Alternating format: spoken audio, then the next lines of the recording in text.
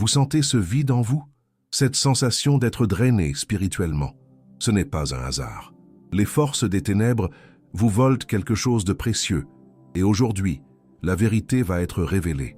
Mes bien-aimés, nous sommes réunis aujourd'hui pour aborder un sujet que beaucoup évitent, que certains cachent dans l'ombre, mais qui détruit silencieusement des milliers d'élus de Dieu. Je parle de cette bataille spirituelle féroce qui se livre dans le secret de nos chambres, dans l'intimité de nos pensées, là où personne ne nous voit, sauf Dieu et les forces démoniaques qui nous observent avec avidité. Charles Spurgeon, ce grand serviteur de Dieu que l'on appelle le prince de la prédication, disait avec une clarté bouleversante que le péché qui nous semble le plus privé est souvent celui qui nous enchaîne le plus publiquement dans le monde spirituel. Il comprenait cette vérité profonde. Nos batailles cachées ont des conséquences visibles dans notre vie spirituelle. Aujourd'hui, je veux vous parler de 5 choses précieuses que les démons volent aux élus qui se livrent à la masturbation. Oui, j'ai dit le mot, parce que nous ne pouvons pas combattre un ennemi que nous refusons de nommer.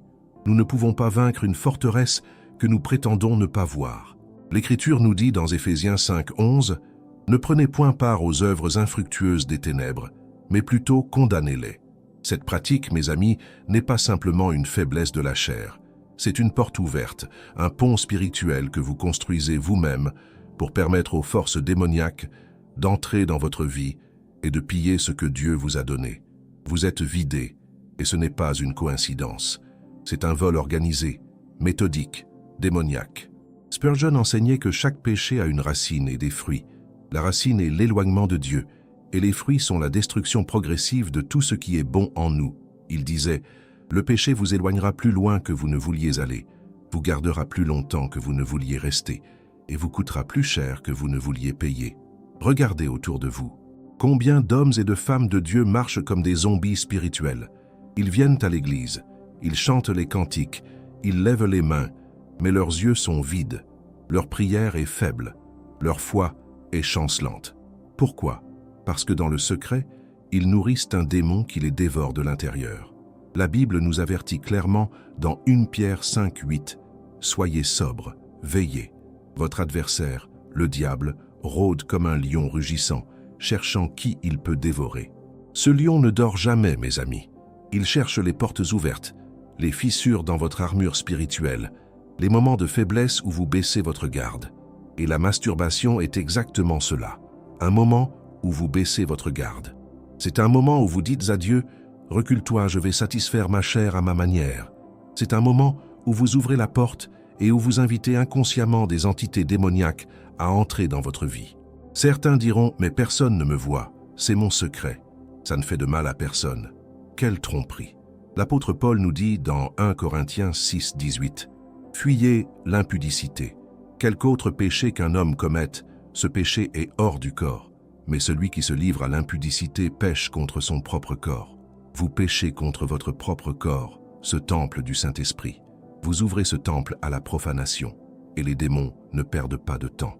Ils entrent, ils volent, ils détruisent.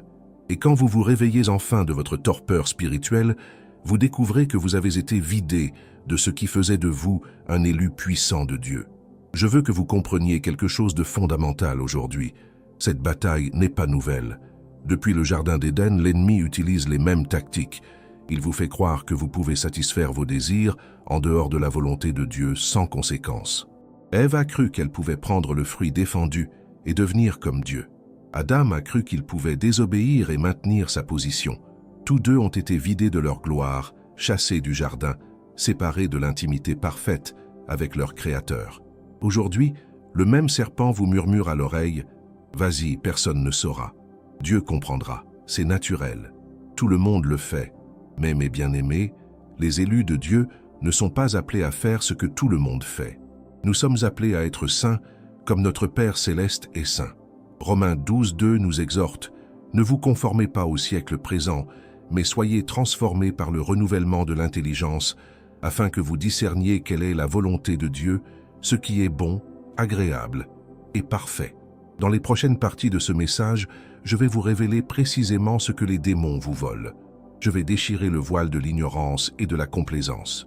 Je vais vous montrer pourquoi vous vous sentez vidé, Pourquoi vos prières semblent rebondir contre le plafond? Pourquoi votre discernement s'est affaibli? Pourquoi vos relations sont brisées? Pourquoi votre destinée semble bloquée? Mes amis, écoutez-moi bien. Dieu ne vous a pas abandonné. Même si vous vous sentez vidé, même si vous avez l'impression d'avoir tout perdu, il y a de l'espoir. Jésus-Christ est venu pour libérer les captifs, pour guérir les cœurs brisés, pour restaurer ce que les sauterelles ont dévoré. Mais vous devez d'abord reconnaître l'ennemi. Vous devez voir clairement ce qui vous est volé. Vous devez comprendre les mécanismes spirituels de votre défaite pour pouvoir marcher vers la victoire. C'est exactement ce que nous allons faire ensemble dans ce message. Alors préparez votre cœur, ouvrez vos oreilles spirituelles. Car ce que vous allez entendre pourrait changer votre vie éternellement. La vérité va vous libérer, mais d'abord, elle va vous confronter. Êtes-vous prêts? Alors restez avec moi, car nous entrons maintenant dans le vif du sujet. Mais avant de continuer, je veux vous inviter à prendre une décision aujourd'hui. Si ce message touche votre cœur, si vous reconnaissez que vous avez besoin de vérité et de délivrance, alors restez avec moi. Abonnez-vous à cette chaîne, car nous ne faisons pas de compromis avec la vérité. Nous prêchons la parole dans sa pureté, même quand elle dérange, même quand elle expose nos zones d'ombre. Et si vous voulez aller plus loin dans votre restauration spirituelle, je vous encourage à vous procurer notre e-book 21 jours pour restaurer votre intimité avec Dieu. Vous trouverez le lien dans le premier commentaire fixé sous cette vidéo. Ce n'est pas une formule magique, mais un guide biblique profond qui vous accompagnera dans votre marche vers la sainteté. La première chose que les démons vous volent lorsque vous vous livrez à la masturbation, c'est votre autorité spirituelle. Oui, cette autorité que Dieu vous a donnée en tant qu'élu, cette puissance qui fait trembler l'enfer, cette capacité à commander aux forces des ténèbres et à voir des miracles se manifester dans votre vie. Comprenez-moi bien, mes bien-aimés, l'autorité spirituelle n'est pas un titre que vous portez, ce n'est pas une position dans l'Église, ce n'est pas le nombre d'années que vous avez passées à servir Dieu. L'autorité spirituelle, c'est la capacité que Dieu donne à ses enfants obéissants de dominer sur les œuvres du diable, de briser les chaînes, de libérer les captifs, de guérir les malades, de chasser les démons.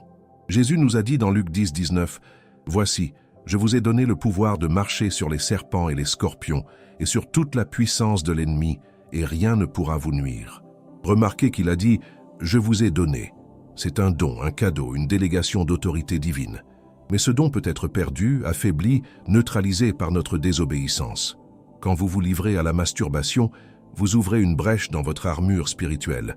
Les démons qui vous observent depuis le monde invisible voient cette brèche. Ils voient votre faiblesse, ils voient votre compromis. Et instantanément, ils savent qu'ils peuvent vous défier, qu'ils peuvent vous résister, qu'ils peuvent même vous dominer. Imaginez un général qui entre sur le champ de bataille couvert de boue, les vêtements déchirés, l'épée rouillée, l'armure brisée. Ses ennemis le respecteront-ils? Craindront-ils ses ordres? Non. Ils se moqueront de lui. Ils l'attaqueront avec audace. C'est exactement ce qui se passe dans le monde spirituel quand vous vivez dans l'impureté sexuelle. La Bible nous dit dans Jacques 4, 7, « Soumettez-vous donc à Dieu, résistez au diable, et il fuira loin de vous. » Mais remarquez l'ordre. D'abord la soumission à Dieu, ensuite la résistance au diable. Si vous n'êtes pas soumis à Dieu dans tous les domaines de votre vie, votre résistance au diable sera inefficace. Il ne fuira pas. Au contraire, il restera et vous tourmentera.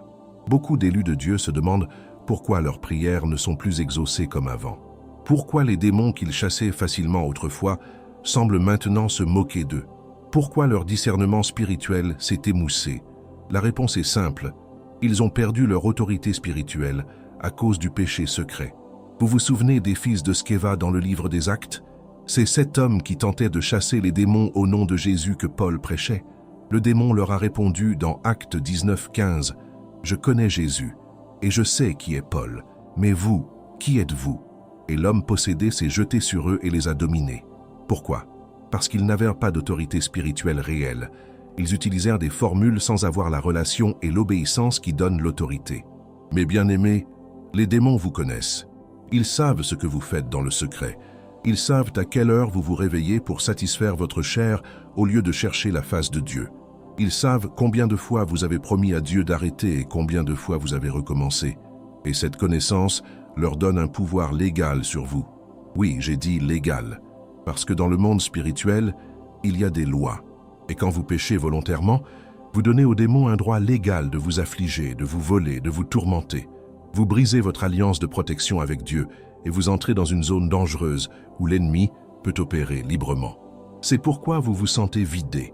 C'est pourquoi votre vie de prière est devenue sèche. C'est pourquoi vous ne ressentez plus la présence de Dieu comme avant. C'est pourquoi vos paroles n'ont plus de poids spirituel. Votre autorité a été volée, pièce par pièce, acte par acte, compromis par compromis. Écoutez les paroles de Jésus dans Jean 15,5. « Je suis le cep, vous êtes les sarments. Celui qui demeure en moi et en qui je demeure porte beaucoup de fruits, car sans moi vous ne pouvez rien faire. » Remarquez, celui qui demeure en moi. La demeure implique la proximité, l'intimité, la pureté. Si vous ne demeurez pas en Christ à cause de votre péché, vous ne pouvez rien faire de spirituellement significatif. La deuxième chose que les démons vous volent, c'est votre clarté mentale et votre discernement spirituel. Vos pensées deviennent confuses. Vous ne savez plus distinguer la voix de Dieu de la voix de l'ennemi. Vous prenez de mauvaises décisions. Vous vous égarez sur des chemins qui mènent à la destruction. Proverbe 4,23 nous avertit « Garde ton cœur plus que toute autre chose, car de lui viennent les sources de la vie. » Votre cœur et votre esprit sont connectés. Quand vous polluez votre esprit avec des images impures, des fantasmes sexuels, des actes de masturbation, vous contaminez également votre cœur. Et d'un cœur contaminé, ne peuvent sortir que des pensées contaminées. Vous remarquerez que chaque fois que vous vous livrez à cette pratique, immédiatement après, votre esprit est envahi par la confusion, la honte, le découragement, parfois même des pensées suicidaires. Ce n'est pas une coïncidence. C'est l'œuvre des démons qui profitent de ce moment de faiblesse pour vous bombarder de mensonges, pour déformer votre perception de vous-même et de Dieu. Ils vous disent « Tu es trop faible, tu ne changeras jamais. Dieu en a assez de toi. Tu as dépassé les limites de sa grâce. Autant continuer puisque tu es déjà perdu. » Et parce que votre discernement est affaibli, vous croyez ces mensonges. Vous les acceptez comme vérité. Vous vous enfoncez encore plus profondément dans le cycle de la défaite. La Bible nous dit dans 2 Corinthiens 10,5 « Nous renversons les raisonnements et toute hauteur qui s'élève contre la connaissance de Dieu, et nous amenons toute pensée captive à l'obéissance de Christ. » Mais comment pouvez-vous amener vos pensées captives à l'obéissance de Christ quand vous êtes vous-même captif de vos désirs charnels? Votre clarté mentale est essentielle pour naviguer dans ce monde corrompu. Vous avez besoin de discernement pour reconnaître les pièges de l'ennemi, pour identifier les faux prophètes, pour prendre des décisions qui honorent Dieu. Mais quand cette clarté vous est volée, vous devenez une proie facile. Vous errez comme un aveugle dans un champ de mines spirituelles. Je vois tant d'élus de Dieu qui ont perdu leur chemin parce qu'ils ont perdu leur discernement. Ils suivent des doctrines étranges. Ils se laissent séduire par des enseignements qui chatouillent leurs oreilles. Ils font des choix désastreux dans leurs relations, leurs finances, leur carrière. Pourquoi? Parce que leur esprit est voilé, obscurci par le péché sexuel qui les lie. Éphésiens 4, 17, 18 décrit parfaitement cette condition. Voici donc ce que je dis et ce que je déclare dans le Seigneur, c'est que vous ne devez plus marcher comme les païens, qui marchent selon la vanité de leurs pensées. Ils ont l'intelligence obscurcie, ils sont étrangers à la vie de Dieu, à cause de l'ignorance qui est en eux, à cause de l'endurcissement de leur cœur. L'intelligence obscurcie, c'est exactement ce qui vous arrive quand vous vous livrez à la masturbation de manière répétée. Votre intelligence spirituelle s'obscurcit, vous ne comprenez plus les mystères du royaume. Vous ne saisissez plus la profondeur de la parole. Vous vivez dans une brume spirituelle où tout semble flou, incertain, confus. Et les démons adorent cela. Parce qu'un élu confus est un élu inefficace. Un élu qui ne peut pas discerner est un élu qui peut être facilement trompé, manipulé, détourné de sa destinée. C'est pour cette raison que l'ennemi investit tant d'efforts pour vous maintenir dans ce cycle de péché. Il sait que tant que vous êtes là, vous ne représentez aucune menace pour son royaume. Mes amis, réveillez-vous. Comprenez ce qui se passe réellement. Chaque acte d'impureté sexuelle n'est pas juste un moment de plaisir charnel. C'est un vol de votre autorité, un vol de votre clarté mentale, un vol de votre destinée glorieuse en Christ. Et si vous ne réagissez pas maintenant, vous vous réveillerez un jour pour découvrir que vous avez été complètement vidé de tout ce qui faisait de vous un homme ou une femme de Dieu. La troisième chose que les démons vous volent, c'est votre énergie vitale et votre vitalité spirituelle. Vous vous sentez constamment fatigué, épuisé, vidé de toute force. Vous traînez votre corps comme un fardeau. Vous n'avez plus cette flamme, cette passion, cette énergie débordante qui caractérisait autrefois votre marche avec Dieu. Mais bien-aimés, ce n'est pas une fatigue ordinaire. Ce n'est pas simplement le résultat d'un manque de sommeil ou d'un excès de travail. C'est une fatigue spirituelle profonde, un épuisement de l'âme qui résulte directement de ce vol démoniaque. Les Écritures nous parlent de cette réalité dans Jean 10:10, où Jésus déclare « Le voleur ne vient que pour dérober, égorger et détruire. Le voleur, c'est le diable et ses démons. Et ils ne viennent pas pour vous aider, pour vous encourager, pour vous édifier. Ils viennent pour voler. Voler quoi? Votre vie, votre énergie, votre vitalité, tout ce qui fait de vous un être vibrant et puissant en Christ. Et la masturbation est l'un des canaux les plus efficaces qu'ils utilisent pour accomplir ce vol. Vous remarquerez qu'après chaque acte de masturbation, vous vous sentez vidé, pas seulement physiquement, mais spirituellement et émotionnellement. C'est comme si quelque chose avait été aspiré hors de vous. Et en effet, c'est exactement ce qui s'est passé. Vous avez ouvert une porte par laquelle les démons sont entrés et ont pompé votre force vitale. Dans la tradition biblique, la semence de l'homme représente bien plus qu'un fluide biologique. Elle représente la vie, la puissance créatrice, l'héritage, la bénédiction. Proverbe 5, 15, 16 nous exhorte « Bois les eaux de ta citerne, les eaux qui sortent de ton puits. Tes sources doivent-elles se répandre au dehors? Tes ruisseaux doivent-ils couler sur les places publiques ?» Dieu nous enseigne ici que notre énergie sexuelle, notre semence, notre vitalité doivent être préservées et canalisées selon son plan. Quand vous gaspillez cette énergie dans la masturbation, vous la répandez au dehors, vous la jetez aux démons qui attendent avidement de la consommer. Et après, vous vous demandez pourquoi vous êtes vidé. Les anciens sages comprenaient cette vérité. Ils savaient que la conservation de l'énergie vitale était essentielle pour la force physique, la clarté mentale et la puissance spirituelle. Ils enseignaient la maîtrise de soi, la discipline, le contrôle des passions. Mais notre génération a abandonné cette sagesse. Nous avons embrassé la philosophie que tout désir doit être satisfait immédiatement. Et le résultat? Une génération d'hommes et de femmes épuisés, vidés, sans force, sans vision, sans passion pour Dieu. Ils dorment pendant les prières, ils bâillent pendant les prédications. Ils n'ont aucune énergie pour servir Dieu, pour témoigner, pour faire avancer le royaume. Pourquoi? Parce que leur énergie vitale a été volée par les démons à travers leur pratique de la masturbation. Ésaïe 40, 31 nous promet « Mais ceux qui se confient en l'Éternel renouvellent leur force. Ils prennent le vol comme les aigles, ils courent et ne se lassent point, ils marchent et ne se fatiguent point. » Remarquez la condition, ceux qui se confient en l'Éternel, pas ceux qui se confient en leurs propres désirs, pas ceux qui cherchent à satisfaire leur chair, mais ceux qui placent leur confiance entière en Dieu. Quand vous vivez dans la pureté sexuelle, votre énergie est canalisée correctement. Elle est disponible pour les choses de Dieu. Vous avez de la force pour prier. Vous avez de l'endurance pour jeûner. Vous avez de la passion pour adorer. Vous avez de l'énergie pour servir.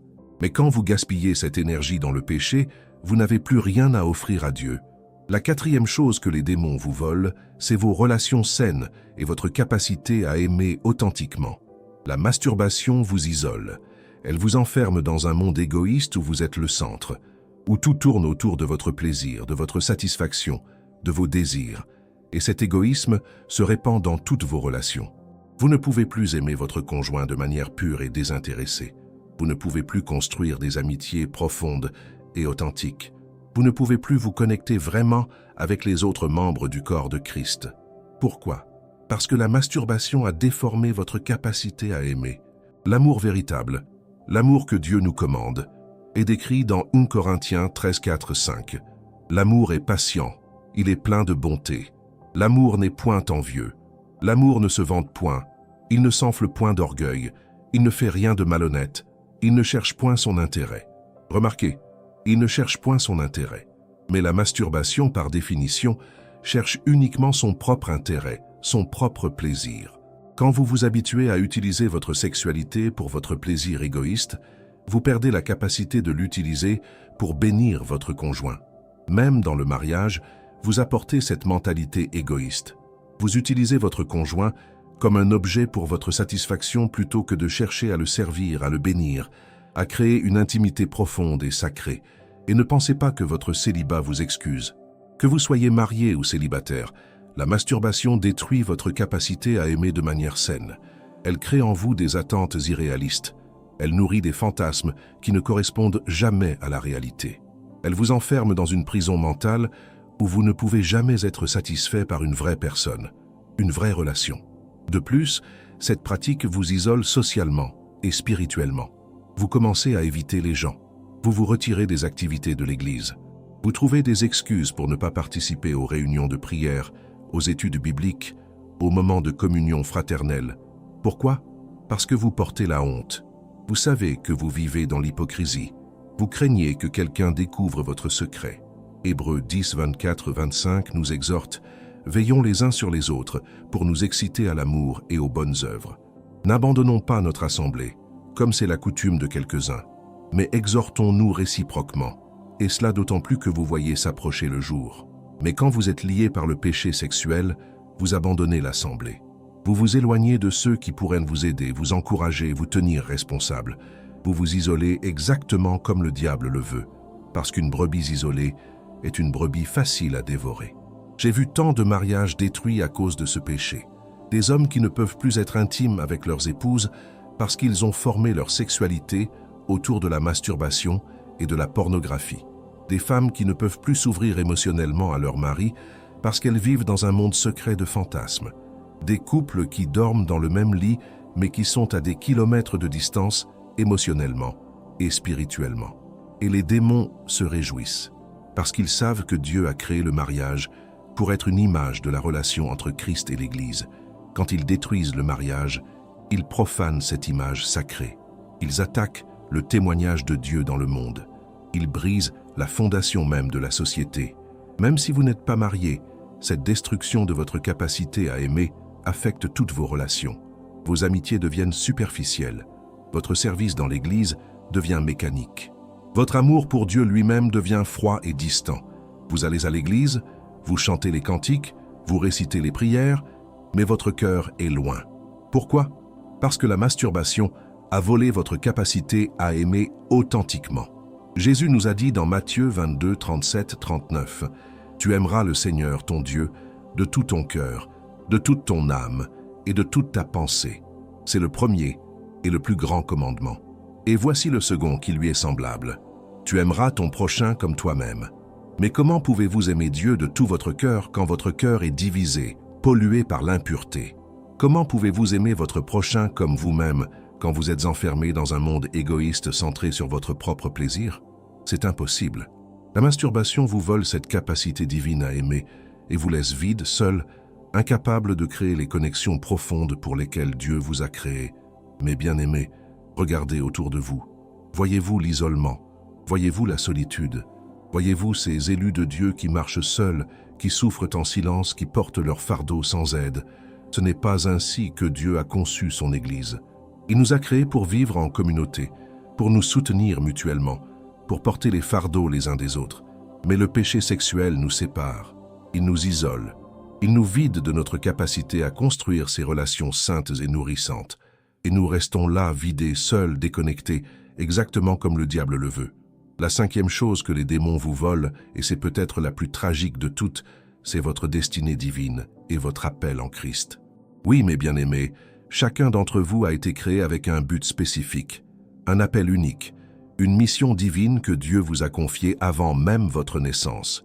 Jérémie 29, 11 nous révèle cette vérité glorieuse. « Car je connais les projets que j'ai formés sur vous, dit l'Éternel, projets de paix et non de malheur, afin de vous donner un avenir et de l'espérance. » Dieu a des projets pour vous, des projets glorieux, des projets qui transformeront des vies, des projets qui feront avancer son royaume sur cette terre.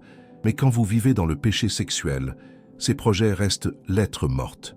Votre destinée demeure bloquée, enterrée sous les décombres de votre désobéissance. Les démons le savent. Ils connaissent votre appel. Ils voient ce que Dieu a prévu pour vous. Et c'est précisément pour cette raison qu'ils travaillent sans relâche pour vous maintenir dans ce cycle de masturbation. Parce qu'un élu qui accomplit sa destinée est une menace pour le royaume des ténèbres. Un homme ou une femme de Dieu qui marche dans son appel peut libérer des captifs, détruire des forteresses démoniaques, amener des milliers d'âmes à Christ.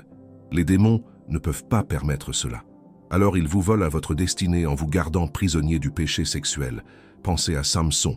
Cet homme était destiné à être le libérateur d'Israël. Dieu l'avait mis à part dès le ventre de sa mère. Il avait reçu une force surnaturelle pour accomplir sa mission, mais son péché sexuel l'a détruit. Juge 16-20 nous raconte le moment tragique où il ne savait pas que l'Éternel s'était retiré de lui. Voilà le danger, mes amis. Vous pouvez continuer à fonctionner, à faire les mouvements religieux, à maintenir les apparences, sans même réaliser que l'Éternel s'est retiré de vous. Vous prêchez, mais sans onction.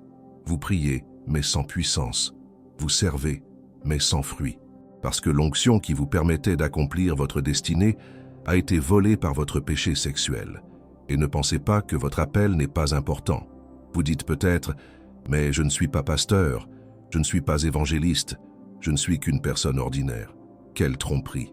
Il n'y a pas de personnes ordinaires dans le royaume de Dieu. Chaque élu a un rôle crucial à jouer dans le plan divin.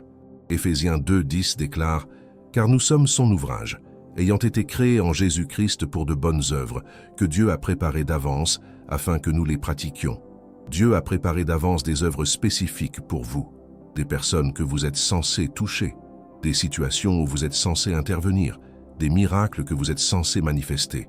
Mais quand vous êtes lié par la masturbation, vous ne pouvez pas accomplir ces œuvres. Vous passez à côté de rendez-vous divins. Vous manquez des opportunités que Dieu avait orchestrées pour vous.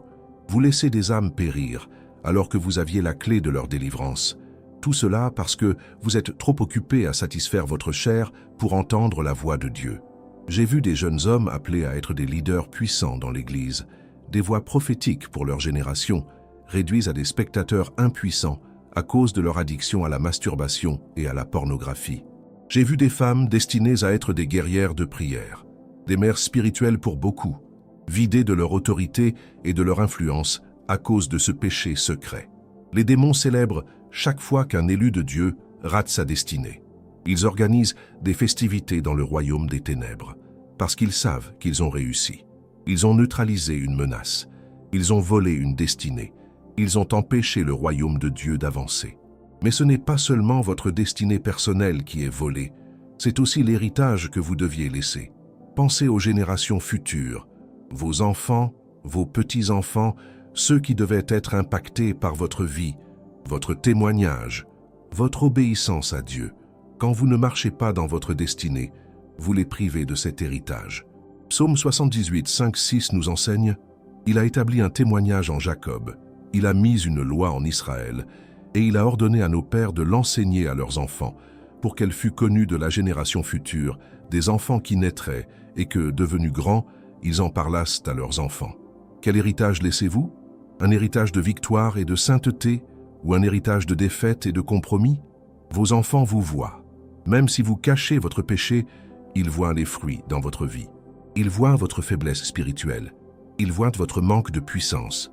Ils voient votre incohérence. Et cela affecte leur propre marche avec Dieu. Maintenant, permettez-moi de vous parler de l'espoir. Parce que même si les démons ont volé ces 5 choses précieuses, votre autorité spirituelle, votre clarté mentale, votre énergie vitale, vos relations saines et votre destinée divine, Dieu peut tout restaurer. Joël 2,25 nous promet « Je vous remplacerai les années qu'ont dévoré la sauterelle, le gélec, le asile et le gazam, ma grande armée que j'avais envoyée contre vous. » Dieu peut remplacer ce qui a été dévoré. Il peut restaurer ce qui a été volé. Il peut guérir ce qui a été brisé. Mais cela exige quelque chose de votre part. Cela exige une véritable repentance, pas des regrets superficiels, pas des promesses vides que vous ferez mieux demain, mais une repentance profonde, radicale, totale. 2 Chroniques 7,14 nous montre le chemin. « Si mon peuple sur qui est invoqué mon nom s'humilie, prie et cherche ma face, et s'il se détourne de ses mauvaises voies, je l'exaucerai des cieux, je lui pardonnerai son péché, et je guérirai son pays. » Remarquez les conditions. S'humilier, prier, chercher la face de Dieu, se détourner des mauvaises voies, ce n'est pas une formule magique, c'est un processus de transformation. Vous devez vous humilier devant Dieu, reconnaître votre péché sans excuse ni justification. Vous devez prier, chercher sa face avec désespoir, comme quelqu'un qui se noie cherche l'air. Et vous devez vous détourner. Pas seulement arrêter pour quelques jours ou quelques semaines, mais vous détourner complètement, radicalement, définitivement. Cela signifie couper tout accès à la pornographie. Cela signifie éviter les situations qui déclenchent votre tentation. Cela signifie rechercher la responsabilité et le soutien d'autres croyants matures. Romains 13,14 nous commande « Mais revêtez-vous du Seigneur Jésus-Christ et n'ayez pas soin de la chair pour en satisfaire les convoitises. Revêtez-vous de Christ, remplissez votre esprit de sa parole, saturez votre âme de sa présence, occupez votre temps avec des choses qui glorifient Dieu. Ne laissez aucun espace vide que les démons pourraient remplir. Je veux que vous compreniez que la bataille est réelle, mais la victoire est assurée si vous combattez selon les règles de Dieu. Vous ne pouvez pas vaincre la chair avec la chair. Vous ne pouvez pas surmonter le péché sexuel par votre propre force de volonté. Vous avez besoin de la puissance du Saint-Esprit. Vous avez besoin de la grâce transformatrice de Jésus-Christ. Galates 5,16 nous donne la clé. Je dis donc, marchez selon l'Esprit, et vous n'accomplirez pas les désirs de la chair. Marchez selon l'Esprit. Cela signifie une dépendance quotidienne, moment par moment, de la puissance de Dieu. Cela signifie rester connecté à la source de votre force spirituelle par la prière, la lecture de la parole, l'adoration, la communion fraternelle. La restauration est possible, mes bien-aimés, mais elle commence par une décision de dire non au péché et oui à Dieu. Une décision de briser les chaînes et de marcher dans la liberté. Une décision de récupérer tout ce que les démons vous ont volé et de marcher enfin dans la plénitude de votre appel en Christ. Permettez-moi maintenant de vous donner des armes concrètes pour combattre cette bataille, parce que connaître l'ennemi ne suffit pas. Vous devez savoir comment le vaincre. Vous devez avoir une stratégie de guerre spirituelle qui fonctionne réellement, qui brise les chaînes et qui vous établit dans la liberté permanente. La première arme est la parole de Dieu vivante et active. Hébreux 4,12 nous dit « Car la parole de Dieu est vivante et efficace, plus tranchante qu'une épée quelconque à deux tranchants, pénétrante jusqu'à partager âme et esprit, jointures et moelles. Elle juge les sentiments et les pensées du cœur. Vous devez saturer votre esprit avec la parole de Dieu, pas simplement la lire de manière superficielle, mais la méditer, la mémoriser, la déclarer sur votre vie. Quand la tentation vient, et elle viendra, vous devez avoir des versets prêts dans votre cœur et dans votre bouche. Jésus lui-même a utilisé cette arme contre Satan dans le désert. Il a déclaré « Il est écrit » et le diable a dû reculer. Prenez des versets comme 1 Corinthiens 6,18 « Fuyez l'impudicité » ou 1 Thessaloniciens 4,3-4. Ce que Dieu veut, c'est votre sanctification, c'est que vous vous absteniez de l'impudicité. C'est que chacun de vous sache posséder son corps dans la sainteté et l'honnêteté. Écrivez ces versets. Collez-les sur votre miroir, sur votre ordinateur, dans votre voiture, partout où vous pourriez être tenté. Déclarez-les à haute voix chaque matin. Faites-en votre prière, votre confession, votre déclaration de guerre contre les forces démoniaques qui veulent vous garder captifs. La deuxième arme est la prière fervente et persistante. Jacques 5,16 nous assure « La prière fervente du juste a une grande efficacité. » Pas une prière tiède, pas une prière religieuse et vide, mais une prière fervente, passionnée, désespérée. Le genre de prière qui fait trembler le ciel et qui secoue l'enfer. Vous devez établir une vie de prière disciplinée. Levez-vous tôt le matin, avant que votre chair ne se réveille, avant que les tentations ne commencent à frapper à votre porte. Présentez-vous devant Dieu, confessez vos faiblesses, criez pour sa force, demandez-lui de vous remplir de son esprit, de fortifier votre volonté, de purifier vos pensées. Marc 9,29 nous révèle une vérité puissante. Quand les disciples n'ont pas pu chasser un démon particulièrement fort, Jésus leur a dit « Cette espèce-là ne peut sortir que par la prière et par le jeûne. Certains démons, certaines addictions, certaines forteresses ne tombent que par la prière et le jeûne. Le jeûne affaiblit la chair et fortifie l'esprit. Quand vous jeûnez, vous déclarez à votre corps « Tu n'es pas le maître, c'est mon esprit qui commande. » Vous brisez le pouvoir des appétits charnels. Vous créez un espace spirituel où Dieu peut opérer puissamment dans votre vie. Je vous encourage, mes bien-aimés, à jeûner régulièrement. Pas pour impressionner Dieu ou pour gagner sa faveur, mais pour briser le pouvoir de la chair sur votre vie. Commencez par un jeûne d'1 jour, puis augmentez progressivement. Combinez votre jeûne avec une prière intense, et vous verrez des forteresses tomber. La troisième arme est la responsabilité et la communion fraternelle authentique. Ecclésiaste 4, 9, 10 nous enseigne « Deux valent mieux qu'un parce qu'ils retirent un bon salaire de leur travail.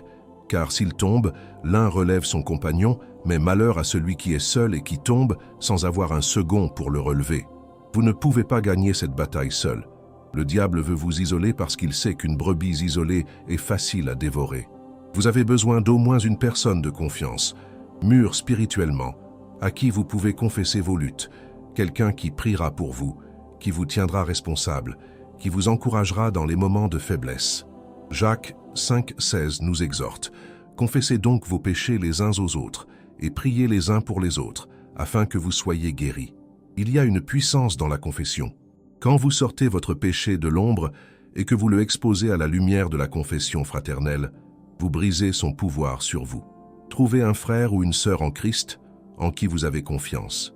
Pas quelqu'un qui vous jugera ou vous condamnera, mais quelqu'un qui comprend la bataille, qui vous aimera malgré vos faiblesses et qui se tiendra à vos côtés dans la prière guerrière. Donnez à cette personne la permission de vous demander des comptes régulièrement. La quatrième arme est la fuite radicale des occasions de péché. 2 Timothée 2, 22 nous commande « Fuis les passions de la jeunesse et recherche la justice, la foi, la charité, la paix, avec ceux qui invoquent le Seigneur d'un cœur pur. » Remarquez qu'il ne dit pas « résiste aux passions de la jeunesse » mais « fuis ». Il y a des situations où la meilleure stratégie n'est pas de rester et de combattre, mais de fuir. Joseph a fui la femme de Potiphar. Il a littéralement couru hors de la maison en laissant son vêtement derrière lui. Et Dieu l'a honoré pour cette fuite. Vous devez identifier vos déclencheurs. Qu'est-ce qui vous pousse vers la masturbation? Est-ce la solitude, l'ennui, le stress, l'accès à Internet tard le soir, certaines émissions de télévision, certains types de musique? Une fois que vous avez identifié ces déclencheurs, vous devez les éliminer radicalement de votre vie. Si votre smartphone est votre porte d'entrée vers la pornographie, installez des logiciels de filtrage. Donnez le code d'accès à quelqu'un d'autre. Ou mieux encore, revenez à un téléphone basique qui ne peut pas accéder à Internet. Jésus a dit dans Matthieu 5, 29, « Si ton œil droit est pour toi une occasion de chute, arrache-le et jette-le loin de toi. » Il ne parlait pas littéralement de mutilation physique, mais de mesures radicales. Si quelque chose dans votre vie vous fait trébucher constamment, vous devez l'arracher, le couper, l'éliminer, peu importe combien cela semble difficile ou inconfortable. Votre liberté spirituelle vaut plus que n'importe quel confort temporaire. La cinquième arme est le renouvellement constant de votre intelligence. Romains 12, 2 nous instruit « Ne vous conformez pas au siècle présent, mais soyez transformés par le renouvellement de l'intelligence, afin que vous discerniez quelle est la volonté de Dieu, ce qui est bon, agréable et parfait. » Votre esprit est un champ de bataille. Les pensées que vous nourrissez détermineront les actions que vous poserez. Si vous remplissez votre esprit d'images impures, de fantasmes sexuels, de contenus mondains, vous alimentez votre chair. Mais si vous remplissez votre esprit de la parole de Dieu, de pensées pures, de contenus édifiants, vous affamez votre chair et vous nourrissez votre esprit. Philippiens 4, 8 nous donne un filtre pour nos pensées. Au reste, frères, que tout ce qui est vrai, tout ce qui est honorable, tout ce qui est juste, tout ce qui est pur, tout ce qui est aimable, tout ce qui mérite l'approbation, ce qui est vertueux et digne de louange, soit l'objet de vos pensées. Appliquez ce filtre rigoureusement. Avant de regarder quelque chose, de lire quelque chose, d'écouter quelque chose, demandez-vous, est-ce vrai, honorable, juste, pur, aimable, vertueux? Si la réponse est non, éliminez-le de votre vie. Remplissez ce vide avec des choses qui édifient votre foi et fortifient votre esprit. Écoutez des prédications puissantes, lisez des biographies de grands hommes et femmes de Dieu, mémorisez des cantiques d'adoration, entourez-vous de musique qui glorifie Dieu. Chaque minute que vous investissez dans le renouvellement de votre intelligence est une minute volée au diable, une minute qui vous rapproche de la victoire permanente. La sixième arme, et peut-être la plus importante, est la marche quotidienne dans la puissance du Saint-Esprit. Galates 5,16 nous a déjà dit « Marchez selon l'Esprit, et vous n'accomplirez pas les désirs de la chair. » Vous ne pouvez pas vivre la vie chrétienne par votre propre force. c'est impossible. Vous avez besoin de la puissance du Saint-Esprit qui habite en vous. Chaque matin, avant de commencer votre journée, priez cette prière simple mais puissante. Saint-Esprit, remplis-moi aujourd'hui, fortifie-moi, guide-moi, contrôle mes pensées, mes désirs, mes actions. Éphésiens 5, 18 nous commande « Ne vous enivrez pas de vin, c'est de la débauche. Soyez, au contraire, remplis de l'Esprit. » Être rempli de l'Esprit n'est pas un événement unique, mais une expérience continue. Vous devez être rempli chaque jour, chaque heure, chaque moment. Et quand vous tombez parce que vous pourriez tomber dans ce combat, ne restez pas à terre. 1 Jean 1,9 nous promet « Si nous confessons nos péchés, il est fidèle et juste pour nous les pardonner et pour nous purifier de toute iniquité. Confessez immédiatement. Repentez-vous sincèrement. Levez-vous et continuez à marcher. Le diable veut que vous restiez dans la culpabilité et la condamnation après une chute. Il veut que vous pensiez que vous avez échoué définitivement, que vous pourriez aussi bien abandonner. Mais Romains 8,1 déclare « Il n'y a donc maintenant aucune condamnation pour ceux qui sont en Jésus-Christ. Aucune condamnation. Pas de honte permanente, pas de rejet divin. Si vous êtes en Christ, vous êtes pardonné. Vous êtes aimé. Vous êtes accepté. Levez-vous, secouez la poussière de la défaite et marchez à nouveau dans la victoire que Christ a achetée pour vous à la croix. Mes bien-aimés, merci d'avoir marché avec moi à travers ce message difficile mais nécessaire. Aujourd'hui, vous avez entendu la vérité qui libère. Vous savez maintenant ce que les démons vous volent et comment récupérer votre autorité, votre clarté, votre vitalité, vos relations et votre destinée en Christ.